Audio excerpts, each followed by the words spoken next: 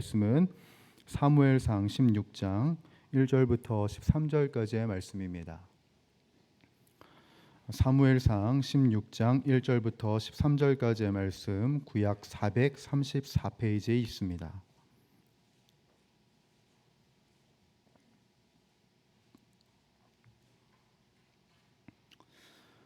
우리 이 말씀을 제가 한 절 그리고 여러분들이 한 절 교독하도록 하겠습니다. 마지막 13절은 함께 읽도록 하겠습니다.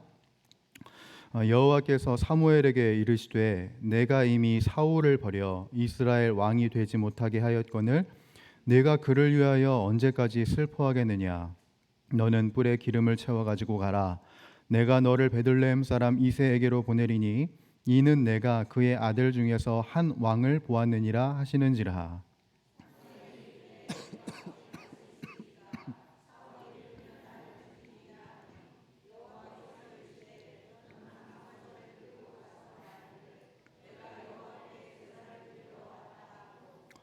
이새를 제사에 청하라. 내가 내게 행할 일을 가르치리니 내가 내게 알게 하는 자에게 나를 위하여 기름을 부을지니라.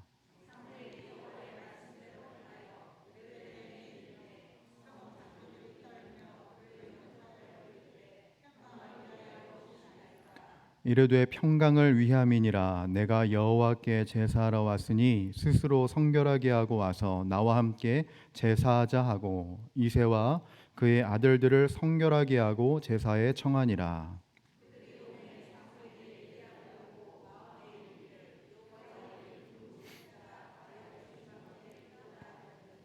여호와께서 사무엘에게 이르시되 그의 용모와 키를 보지 말라. 내가 이미 그를 버렸노라. 내가 보는 것은 사람과 같지 아니하니 사람은 외모를 보거니와 나 여호와는 중심을 보느니라 하시더라.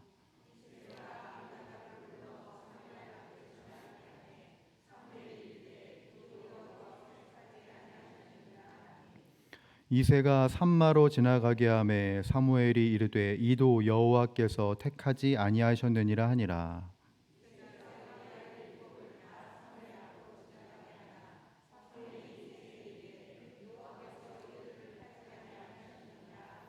또 사무엘이 이새에게 이르되 내 아들들이 다 여기 있느냐. 이새가 이르되 아직 막내가 남았는데 그는 양을 지키나이다.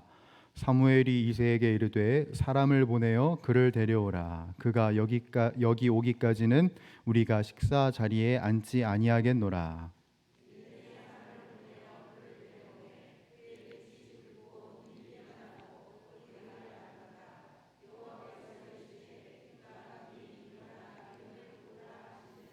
함께 읽겠습니다. 사무엘이 기름 뿔병을 가져다가 그의 형제 중에서 그에게 부었더니 이날 이후로 다윗이 여호와의 영에게 크게 감동되니라. 사무엘이 떠나서 라마로 가니라. 아멘. 기도하시겠습니다. 은혜와 평강을 우리들에게 베풀어 주시는 주 하나님 아버지, 오늘 이 자리가, 오늘 이 예배의 장소가 우리들에게 주신 하나님의 풍성한 사랑이 있음을 고백합니다. 주신 주님의 말씀을 힘입어서 새 힘을 얻는 우리가 되게 하여 주시옵고, 어느 누구도 거저 왔다 거저 돌아가지 않고 주님의 임재 안에 새로운 힘과 능력을 공급받는 우리 모두가 다 되게 하여 주시옵소서. 함께해 주실 줄 믿사오며 우리 주 예수 그리스도의 이름으로 간절히 기도드리옵나이다. 아멘. 이 시간 우리 앞뒤적으로 이렇게 인사하겠습니다. 하나님이 우리와 함께 하십니다. 언제나 우리들과 동행하여 주시는 그 주님의 임재를 이 시간도 만끽하고 경험하고 체험할 수 있는 이 밤이 되기를 간절히 소원합니다. 그 주님의 은혜로 말미암아 새 힘을 얻는 우리가 되기를 주님의 이름으로 간절히 축원합니다. 베이직 교회를 담임하고 계시는 조정민 목사님께서 SNS에 올린 글귀 중에 굉장히 인상적인 글이 있어가지고 좀 나눠보도록 하겠습니다. 이렇게 글을 올리셨어요. 땅이 끝나는 곳에서 바다가 시작되고 바다가 끝나는 곳에서 땅이 시작됩니다. 언제 어디서건 끝은 끝이 아니라 항상 새로운 시작입니다. 라는 글을 올리신 적이 있습니다. 우리들은 인생을 살면서 모든 것이 끝나버린 것 같은 좌절된 상황을 마주합니다. 내 힘으로는 도무지 바꿀 수 없는 한계에 우리들은 봉착하게 되는 것이지요. 그래서 우리들이 한탄하고 낙심하기가 쉽지만 여러분, 우리가 잊지 말아야 할 것이 있습니다. 그것은 우리가 끝이라 부르는 그 지점에서 주님의 새로운 역사가 시작된다는 점입니다. 여러분, 우리의 끝은 끝이 아닙니다. 바로 그 때가 하나님의 때인 것이지요. 그러니 우리들은 땅의 끝에서 바다를 향해 걸어갈 수 있는 신앙인이 되어야 하는 것입니다. 성경을 보면 사람의 끝에서 새로운 시작을 이루시는 하나님의 역사가 곳곳에 담겨져 있습니다. 주님이 얼마나 아름답게 우리들의 인생을 이끄시는지, 얼마나 신실하게 우리의 삶을 경영하시는지, 그리고 그 주님의 신실함이 어떤 인물을 통해서 이루어지는지 이 성경에 다 기록이 되어 있습니다. 그런데 여러분, 이 성경에 있는 내용이 과거에 있는 사건이 아니라 바로 오늘 우리들에게 주어진 사건임을 잊지 마시길 바랍니다. 오늘 이 순간 우리들의 삶을 향하신 하나님의 은혜가 있습니다. 우리들의 인생의 끝에서 새로운 나날들을 이루어가시는 그 주님이 계십니다. 그 주님의 은혜를 바로 이 시간 만끽할 수 있는 저와 여러분들이 되기를 간절히 소원합니다. 오늘 본문 말씀은 이스라엘 민족과 그리고 아말렉 전투를 배경으로 합니다. 특별히 이 아말렉 전투를 통해서 사울 왕이 무엇을 가지고 통치했는지 적나라하게 드러나게 되는데요. 여러분, 사울이 하나님의 기름 부음 받은 왕으로서 무엇을 가지고 통치를 해야 합니까? 하나님의 말씀과 하나님의 뜻이 그의 통치의 근간이 되어야 합니다. 그렇죠? 그래서 거룩한 하나님의 나라를 만들어가고 신실한 하나님의 나라를 만들어가는 것이 그의 목표와 목적이 되어야만 합니다. 그러나 사울은 하나님의 말씀보다 사람들의 말에 더 큰 비중을 실으면서 자신의 나라를 만들어가는 데에 목적과 목표를 두고 있었습니다. 그래서 우리가 잘 아는 말씀이 아말렉 전투 후에 등장을 하죠. 무슨 말씀입니까? 순종이 제사보다 낫고 듣는 것이 숫 양의 기름보다 낫습니다. 사울이 하나님의 뜻을 따르는 통치가 아니라 사람을 뒤따르는 통치를 하고 있었음을 지적하고 결국 그의 통치가 사실상 끝났다고 사무엘은 선고를 내리지요.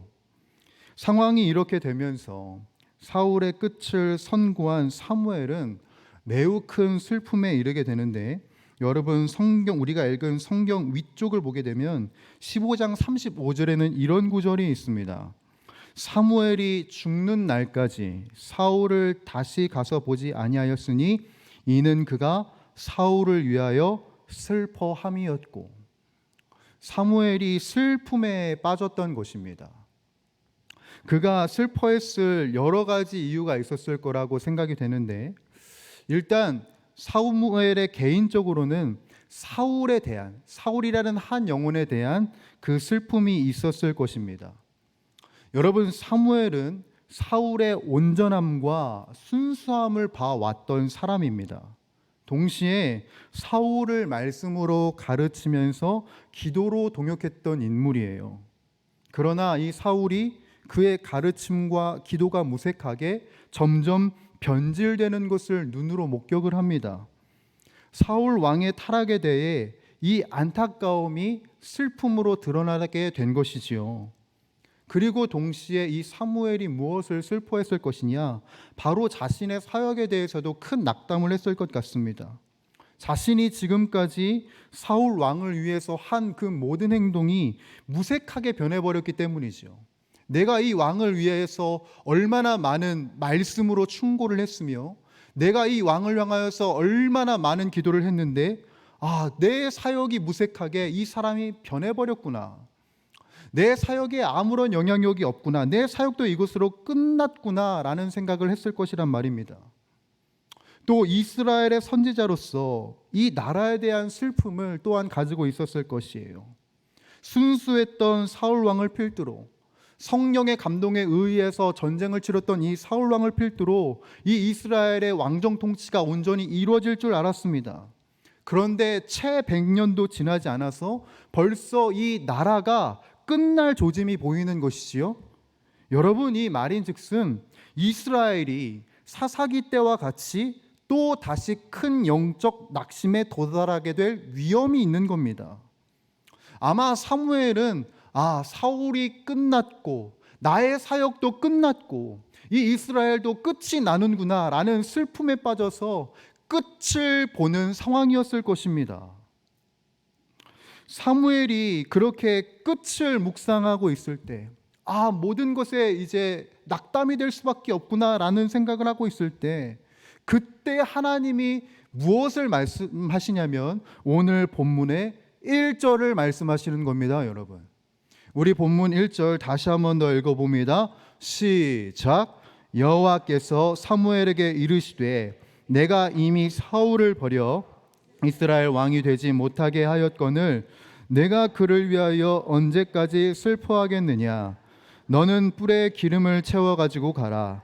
내가 너를 베들레헴 사람 이새에게로 보내리니 이는 내가 그의 아들 중에서 한 왕을 보았느니라 하시는지라.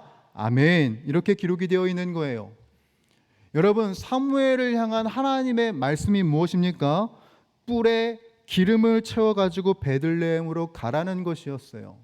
지금 그 슬픔과 눈물을 멈추고 뿔에 기름을 채워가지고 베들레헴으로 가라. 이 말씀인 즉슨 무엇을 의미합니까? 신실한 하나님께서 이 민족을 향하여서 신실한 역사를 이어가시겠다는 것이고, 또한 사무엘이 끝이라고 생각하여 좌절하고 있을 때 하나님은 이미 새로운 일을 준비하고 계셨음이 이 1절을 통하여서 드러나게 되는 것입니다. 사랑하는 주의 권속들, 우리들은 끝을 말합니다. 더 이상 나아질 기미가 보이지 않아. 더 이상 발전될 기미가 없어. 여기서 더 나아갈 힘과 능력도 없어. 우리들은 끝을 말합니다. 도무지 내 노력으로는 어찌할 수 없는 상황을 만나고 복잡한 감정 안에서 이제 도무지 할 수 없습니다라고 부르짖는 순간이 찾아오게 됩니다. 그러나 여러분 기억하십시오. 우리의 끝에 새 시작을 이루시는 주님이 계시다는 것을요. 이스라엘 민족이 출애굽을 하며 땅의 끝에 섰을 때 하나님이 무엇을 하십니까? 하나님께서는 이스라엘 민족이 걸어갈 수 있도록 홍해를 가르셨고 가나안 땅에 도달할 수 있도록 요단강을 가르셨습니다. 여러분, 지금 주님이 명하십니다. 슬픔과 끝을 묵상하는 그 삶에서 벗어나서 기름을 채워서 일어나라. 성령의 기름을 채워서 좌절의 자리에서 일어나라고 우리들에게 명하고 계시는 것입니다. 사랑하는 주의 권속들이여, 우리가 바로 지금 이 순간 이 자리에서 신뢰해야 할 것은 우리를 향하여 일어나라 말씀하시는 그 주님의 뜻에 합하여 주님의 기름을 가슴에 우리들의 삶에 준비하며 나아가는 것입니다. 우리가 다시 일어나 주님이 명하신 그 자리를 성령 충만함으로 나아갈 때 신실하신 주님께서 예비하신 새 역사를 볼 수 있게 되는 것입니다. 여러분, 왜 주저앉고 계십니까? 왜 주저하고 계십니까? 왜 후회하고 계십니까? 왜 후퇴하고 계십니까? 주님이 말씀하십니다. 일어나 기름을 채워 일어나라. 사랑하는 주의 권속들, 삶의 자리에서 일어나서 성령 충만하십시오. 성령 충만하여 주님이 명하신 그 자리로 나아가십시오. 그렇게 될 때 주님의 신실함 안에 일어나고 있는 새로운 역사들을 우리들은 만끽하고 경험할 수 있을 것입니다. 하나님의 뜻하심을 따라서 사무엘은 베들레헴으로 가게 됩니다. 그곳에서 이새의 7 아들을 보게 되는데요. 여러분, 이새의 첫 아들을 보았을 때 사무엘은 이렇게 생각을 했다고 합니다. 여러분 6절인데요. 6절 함께 읽어봅니다. 시작. 그들이 오매 사무엘이 엘리압을 보고 마음에 이르기를 여호와의 기름 부으실 자가 과연 주님 앞에 있도다 하였더니, 하나님이 명하신 왕이 첫째 엘리압이라고 생각을 했습니다. 그의 용모가 어떠했는지 성경에서는 기록하고 있지 않지만 사울을 기름 부었던 사무엘이 보기에는 이 엘리압의 용모가 사울과 같이 매우 건장하고 강건해 보였던 것 같습니다. 그래서 6절에는 과연이라는 표현이 붙지요. 이러한 사무엘의 생각에 하나님께서 단번에 말씀하시기를, 여러분 7절 보십시오. 여호와께서 사무엘에게 이르시되 그의 용모와 키를 보지 말라. 내가 이미 그를 버렸노라. 내가 보는 것은 사람과 같지 아니하니 사람은 외모를 보거니와 나 여호와는 중심을 보느니라 하시더라 라고 말씀하시는 거예요. 그의 겉모습이 사무엘이 보기에 출중했을지는 모르겠지만 그의 중심에는 하나님이 보시기에 마음에 드시 않으셨던 것입니다. 그리고 이후에 나머지 6명의 아들을 봅니다. 모든 아들이 지나갔지만 이 중에 하나님께서 택하는 자는 단 한 사람도 없었습니다. 사무엘이 굉장히 의아하며 물어봅니다. 내 아들들이 다 여기에 있느냐? 이때 이새가 이렇게 대답을 하죠. 11절에 아직 막내가 남았는데 그는 양을 지키나이다 라고 되어 있습니다. 아버지인 이새의 뉘앙스가 뭔가 좀 이상하죠. 주석을 보게 되면 이 구절을 이렇게도 해석할 수 있다고 하는데, 겨우 양이나 치는 아이가 기름 부음을 받을 수 있겠습니까? 라고 반문을 한 것과 같다고 합니다. 즉 아버지인 이새가 보았을 때도 막내 아들은 아니라고 하는 것이지요. 이새가 그런 뉘앙스로 말했지만 사무엘은 명확하게 하기 위해서 막내 아들을 기다리기로 합니다. 그리고 다윗을 만나게 되는데 12절에는 다윗을 본 사무엘의 소감과 그리고 다윗에 대한 하나님의 말씀이 기록되어 있습니다. 자, 여러분 12절 함께 읽어보죠. 시작.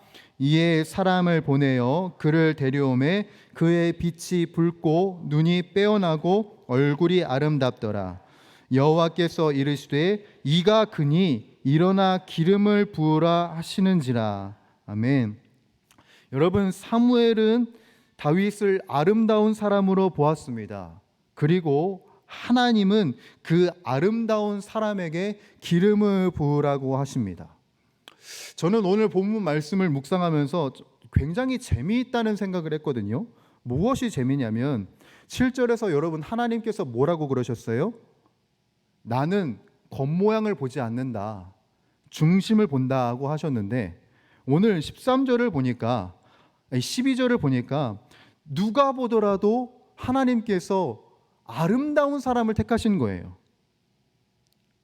자, 여러분 이걸 어떻게 생각해야 할까요? 어떻게 생각해야 하겠습니까?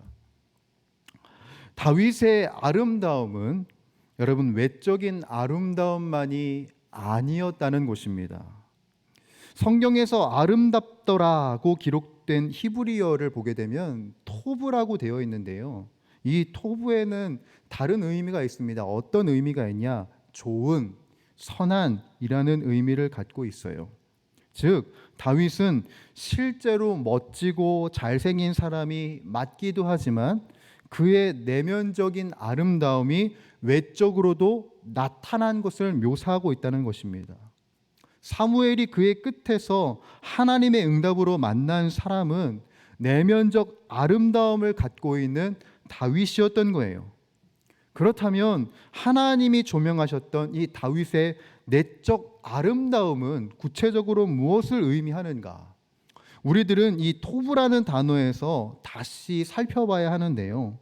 여러분, 이 토브라는 단어가 가장 먼저 나온 곳이 어디인지 아십니까?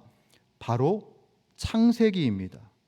창세기 서두를 보게 되면 하나님께서 태초에 천지를 말씀으로 창조하시면서 그 끝에 뭐라고 이야기하시냐면 보시기에 좋았더라고 하셔요. 이 보시기에 좋았더라가 히브리어로 뭐라고 기록이 되어 있냐면 토브로 기록이 되어 있습니다. 그래서 오늘 본문에 나와 있는 토브는 어떤 상태냐? 하나님의 말씀으로 된 상태, 말씀으로 바로잡힌 질서를 의미하는 것입니다. 여러분, 다윗은 그 당시 모두가 천하다고 여기는 목동의 삶을 살았지만 그는 그 안에서 기쁨을 찾을 수 있는 사람이었습니다. 양들을 치면서 자연을 보면서 주님을 볼 수 있는 영적 민감함이 있었던 것이지요. 이 양을 치는 이 일에 몰두하여 먹고 사는 일에만 힘을 쓴 것이 아니라 그 상황 중에서 자신에게 부어주신 하나님의 은혜가 무엇인지 이 자연 만물을 보면서 자신의 삶을 보면서 집중할 수 있었던 것입니다. 또한 후에 골리앗과의 전투에서도 언급되지만 그의 목숨이 오고 가는 전쟁 중에서 그는 칼과 단창으로 싸우지 않습니다. 그가 무엇으로 싸우지요? 바로 만군의 여호와의 이름을 중심으로 전쟁에 임하는 모습이 있었습니다. 그에게는 늘 하나님의 말씀이 있었고 말씀으로 인한 질서가 있었던 것이지요. 하나님께서는 다윗의 이러한 태도를 아름답다고 여기셨고 이러한 내적 아름다움이 하나님 보시기에 심히 좋았던 상태였던 것입니다. 그런 그가 하나님이 준비하신 새로운 역사 그 자체가 되는 것이지요. 여러분, 우리의 삶의 끝이라고 부르는 그곳에서 하나님이 준비하시고 하나님이 계획하신 주님의 은혜가 시작됩니다. 그런데 저는 여러분들에게 이렇게 도전을 드리고 싶어요. 우리가 주님의 때를 만끽할 수 있는 사람만 되는 것이 아니라 주님의 때를 함께 이뤄갈 수 있는 다윗과 같은 사람들이 되기를 간절히 축원합니다. 오늘날 이 시대에 세상이 요구하는 많은 스펙이 있고 그리고 그것을 준비해야 하는 시대라고 이야기합니다. 그러나 그것보다 훨씬 더 중요한 것이 있는데요. 그것은 바로 하나님 보시기에 좋은 상태가 되는 것입니다. 바로 영적인 스펙을 쌓아가는 것이지요. 하나님의 말씀을 가슴에 새기고 또한 하나님의 질서를 세우기 위해서 몸부림을 치는 그 하나님의 나라를 향한 갈망과 그 열심, 그 내면의 아름다움이 하나님의 때를 이루게 하는 것이고 하나님과 합력하여 선을 이루는 귀한 역사를 이루게 한다는 것입니다. 사랑하는 주의 권속들, 오늘 본문의 말씀 제목은 바로 이것입니다. 바로 내면의 아름다움입니다. 여러분, 우리들이 주님이 신실하심을 삶 속에서 체험할 뿐만 아니라 내면의 아름다움을 통하여서 주님의 신실함을 살아갈 수 있는 저와 여러분들이 되기를 간절히 소원합니다. 주님의 신실함과 나의 신실함이 만날 때 그때 어떤 일이 벌어지냐면 바로 주님께서 행하실, 주님께서 계획하신, 주님께서 준비하신 위대한 일이 일어나게 되는 것입니다. 바로 그 위대한 일 가운데 우리 용인영락교회 모든 주의 권속들이 있기를 간절히 소원하고요. 그 주님의 발자취를 아름답게 밟아나가며 주님의 선한 일을 이뤄가는 저와 여러분들이 되기를 간절히 소원합니다. 2025년 주님의 역사를 만끽하는 우리 용인영락교회, 특별히 내면의 아름다움을 쌓아가면서 스스로가 주님의 은혜가 되고 스스로가 주님의 역사가 되는 우리 교회가 되기를 주님의 이름으로 간절히 축원합니다. 이 시대에 주님의 은혜, 주님이 예비하신 역사, 바로 우리 모두가 되기를 간절히 소망합니다. 기도하겠습니다. 사랑과 은혜가 풍성하신 우리 전능하신 주 하나님 아버지, 어렵고 힘겨운 때에 주님의 위대한 일을 이루시고 또한 우리들의 삶을 향하여 아름답고 위대한 일을 준비하며 이뤄가시니 너무나도 감사합니다. 주님의 신실하심 앞에서 이 시간 우리들이 고백하는 말은 주여, 주님의 신실한 역사를 우리도 이뤄갈 수 있는 하나님의 사람들이 되기를 간절히 소원합니다. 내 인생의 끝자락에서 되지 않는다고, 너무 어렵다고 낭망하여 있지 않게 하여 주시옵고, 주님의 선한 일을 이루기 위하여서 내면의 아름다움을 계속해서 세워나가는 우리 모두가 다 되게 하여 주시옵소서. 그래서 말씀대로 합력하여 선을 이루는 믿음의 공동체가 우리 용인 영락교회가 되게 하여 주시옵고, 특별히 하나님의 은혜, 하나님의 역사, 하나님이 이루실 선한 일, 바로 그 자체가 내가 되고 우리 교회가 될 수 있도록 주님 붙들어 주시고 인도하여 주시옵소서. 그것을 위하여서 나의 모습과 나의 소유를 모두 주님 앞에 드리며 나아갈 것입니다. 주님 앞에 모든 것을 드리며 나아가는 주님의 권속들 안에 성령의 충만함을 더하여 주시옵고, 우리의 생명과 우리들의 인생을 온전히 견인하시는 그 주님을 만나는 거룩하고 복된 밤이 될 수 있도록 하나님 은혜 위에 은혜를 더하여 주시옵소서. 함께하여 주실 줄 믿사오며 우리 주 예수 그리스도의 이름으로 간절히 기도드리옵나이다. 아멘.